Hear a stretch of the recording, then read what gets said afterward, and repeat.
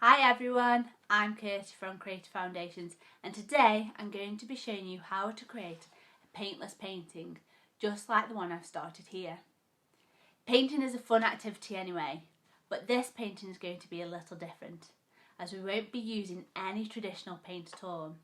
Instead, you're going to be making your own using materials I've used in other videos as well as ingredients you can pick up from your local food shop.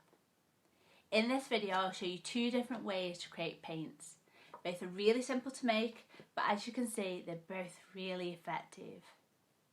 As with normal paint, this is a messy activity, so please make sure to use a tablecloth as both the ingredients we'll be using can cause staining.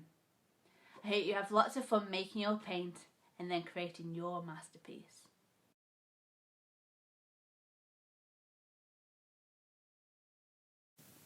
In this video, I'm going to show you two different ways to create paintless paintings. For both of them, you're going to need a pencil and paper to draw your image. Then, for your first version, you're going to need food colouring, water, some pots and a paintbrush. For the second, you'll need bleeding tissue paper, water, some pots and a paintbrush again.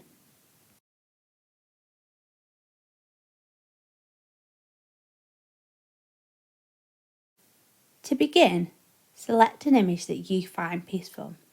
This can be absolutely anything. So for this video, as you can see, I've selected a picture based on nature. Then you're going to start drawing this image. Using a pencil, draw on the paper very lightly. This image doesn't need a lot of detail, as this will be added later on.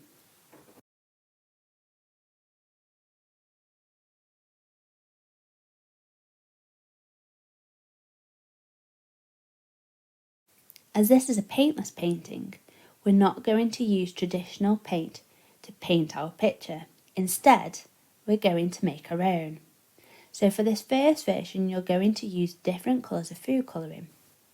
And all you need to do is get a little bit of the food colouring and keep adding water until it's the right consistency for you.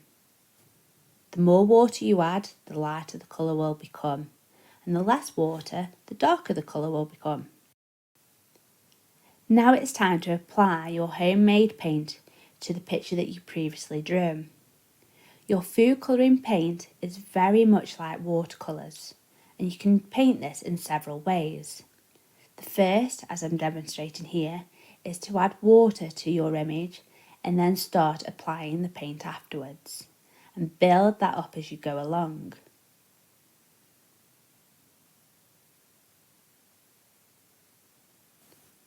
As you'll see, the watered down food colouring reacts exactly the same as watercolours, as the water in each encourages the colours to merge.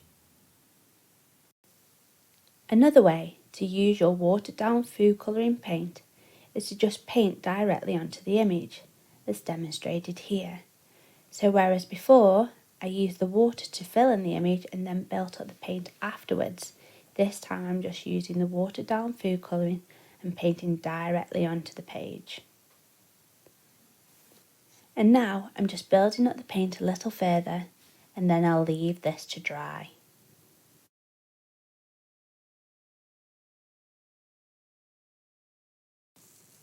For your second version of homemade paint, we're going to use the same image but going to make the paint in a different way.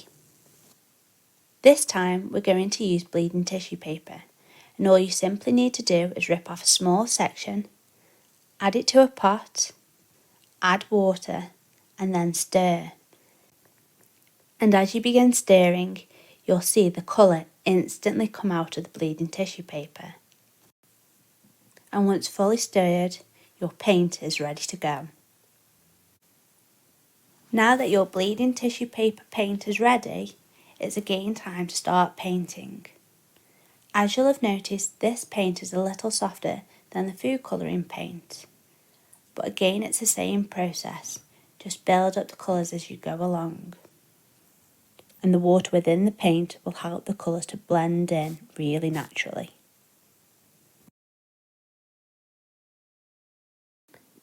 To increase colour intensity, you can add more paint as you go along, as demonstrated here.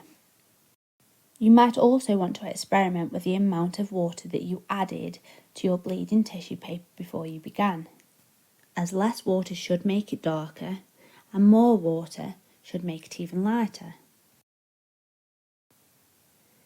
Bleeding tissue paper paint contains a lot of water, and as a result the paper can tend to get a little bit too wet. In this case, it's a good idea to stop part way through, allow it to dry, and then start painting again.